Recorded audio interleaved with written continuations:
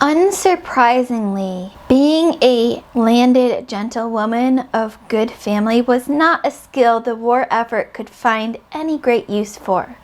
From page 163 of Guns of the Dawn.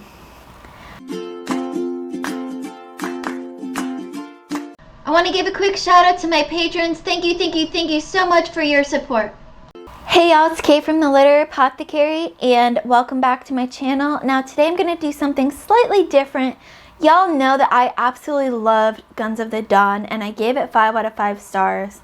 And I have nothing bad to say about it, so instead of pretending like I'm going to do a regular review, today I'm going to talk about reasons why you should read Guns of the Dawn. But first, before I get to these reasons, let me just give you a quick spoiler-free summary of what Guns of the Dawn is all about. I get this summary from Goodreads because they do such a good job usually on summarizing books without too many spoilers.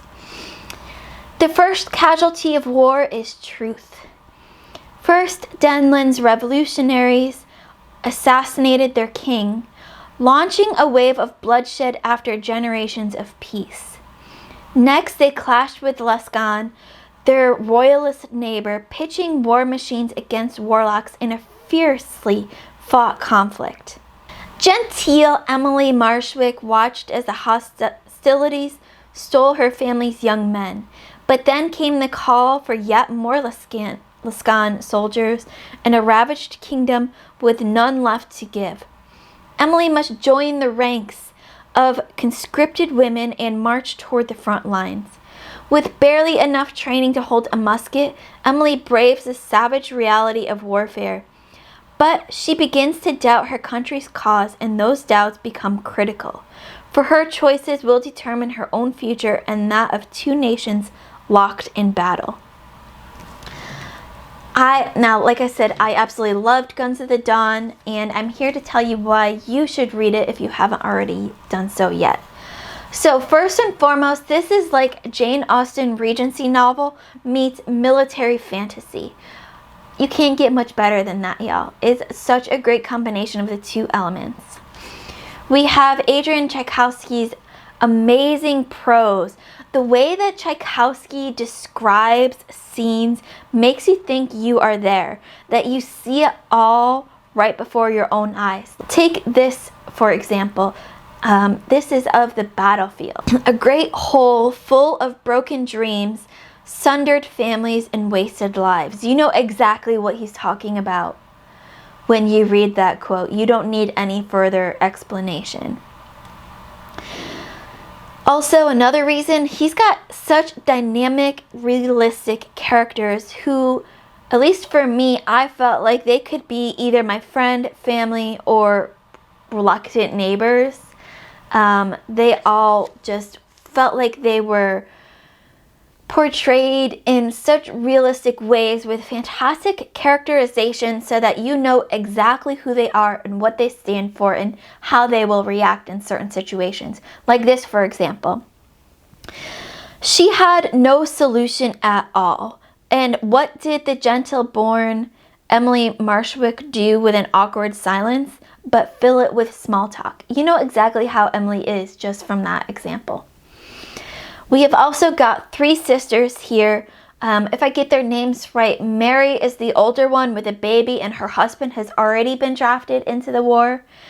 Emily is our main character and she's the middle child. She's stoic and honorable and she's the one that's going to go fight for the family. And then we have the youngest one, Alice, who is just like your typical youngest child in a Jane Austen novel that's only worried about dances and dresses and available men ready to be married. She is affronted by the war because it's taken away all the young men. Another example, scenery, landscape, atmosphere is so well described in this book. We've got the physical atmosphere.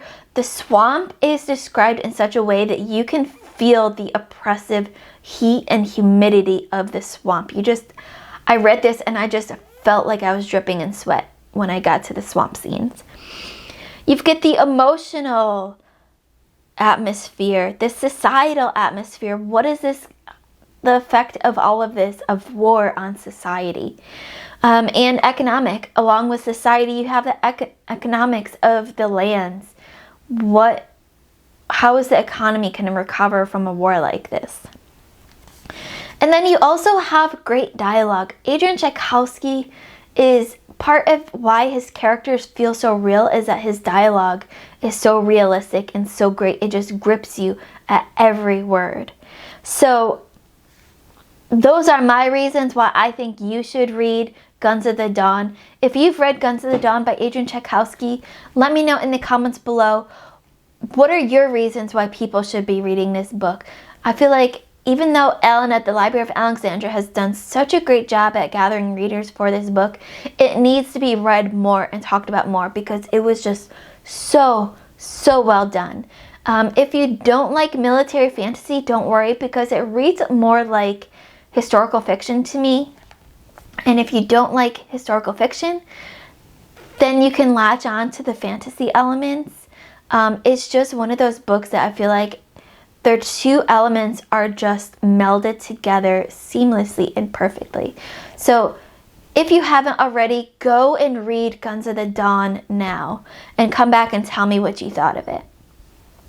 As always, my Patreon and my Discord information will be in the description below. Keep reading, and I love y'all to the moon and back. Bye.